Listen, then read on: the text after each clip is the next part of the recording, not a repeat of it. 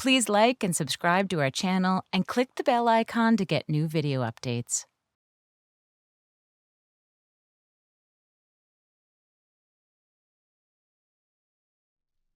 It's 2001 and my plane's descending into Beijing International Airport. And I look out the window and I see black cars, dead trees, and pollution so thick that I can actually look and stare at the sun. And I think to myself, what on earth have I gotten myself into? I was embarking on a 1-year study abroad program to learn Chinese, and my ex-girlfriend said, don't go.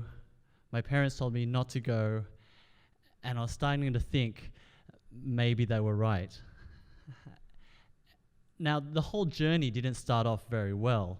About 12 hours earlier, I was at Sydney Kingsford Smith International Airport, and I was walking down the aisle of their 747, and I remember thinking the one thing that most young 21-year-old guys would think, that I was hoping that the person sitting next to me would be hot,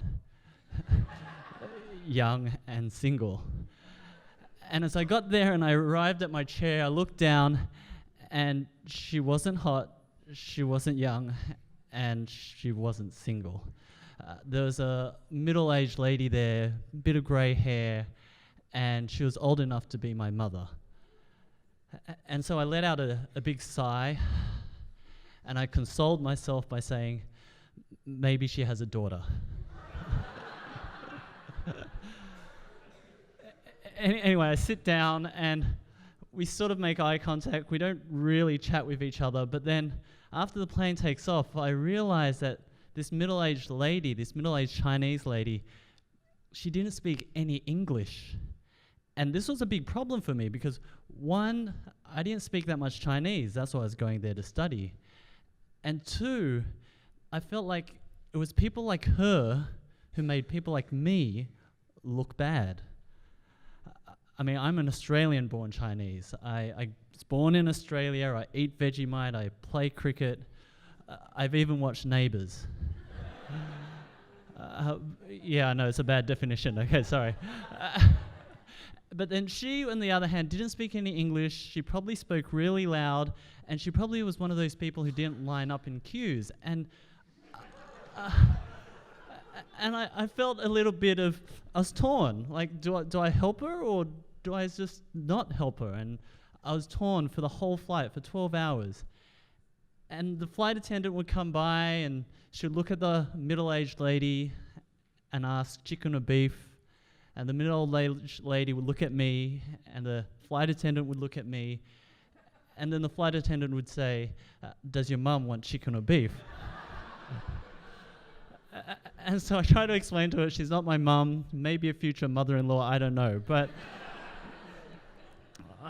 I sit there, and for the next 12 hours, it's just a painful journey because I'm like a live translator for her. Anyway, we're about to land in Beijing International Airport. We touch down. I wave goodbye to the middle-aged Chinese lady, and I go through custom. I pick up my bags, and I exit the terminal. And I didn't really plan very well. At 21, you don't really plan very well. And I realized that I couldn't read any of the characters or any of the signage. And I was hoping that there would be a bus that would take me directly to my university. Obviously, there wasn't. And I walked up to a guy who looked like a security guard, and I asked him for directions, and he sort of waved his hands in multiple directions and gave me a grunt.